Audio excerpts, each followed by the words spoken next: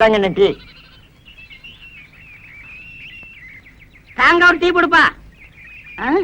என்னண்ணே தொண்டையில பத்து போட்டிருக்கீங்க? விடிய விடிய கூத்துல கத்துனல்ல, அதான் தொண்டையெல்லாம் ஒரே புண்ணா போச்சு. ஆஹா. நம்ம ஊர் ஜனங்க ரொம்ப நன்றி கேட்டவங்கடா. என்னென்ன சொல்றீங்க? கூத்த பாக்குறாங்க, ரசிக்கிறாங்க. ஆனா இந்த கூத்துக்காரனுக்கு ஒரு ஜான் வயிறு இருக்கு, ஒரு குடும்பம் இருக்குதுங்கிறே மறந்துடுறாங்க. கலைஞனை பாராட்டுற பெருந்தன்மை இவங்களுக்கு இல்லடா. ஆமாண்ணே, நம்ம திறமையை பாராட்டி குறைஞ்சது ஒரு 10 ரூபா காசாவது கிடைச்சிருக்கணும். அந்த வகையில் நீ எவ்வளவோ மேல். உனக்காவது ஒருத்த மாலை போட்டானே, அதை விடுங்கண்ணே, அது அவங்க திறமையை பொறுத்தது. ஓஹோ, என்னை விட நீ திறமசாலிங்கிற. பக்ரி, நீ அடிக்கடி நான் குரு நீ சிஷியன்கிறதே மறந்துடடா. பக்ரி, உன்னை எங்கெல்லாம் தேடுறது? ஏய்யா? எங்க இந்த மாலை காசு? போய் அப்ப பேசிக்கிடுவோம். இருடா, என்னது மாலை? அது வந்துண்ணே, இருடா, என்ன அது மாலை? நேத்து கூத்துல ஒரு மாலை வாங்கி போட சொன்னார். மாலை 12 ரூபா, இவர் 10 ரூபா கொடுத்தார்.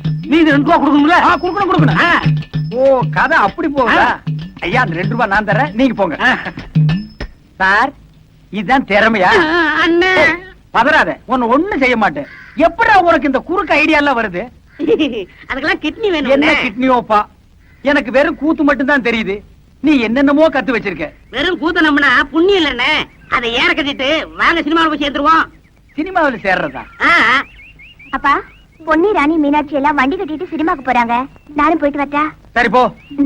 அண்ணே, பாத்தீங்களா, நேத்து நம்ம கூத்துக்கு இதெல்லாம் வந்துச்சீங்களா?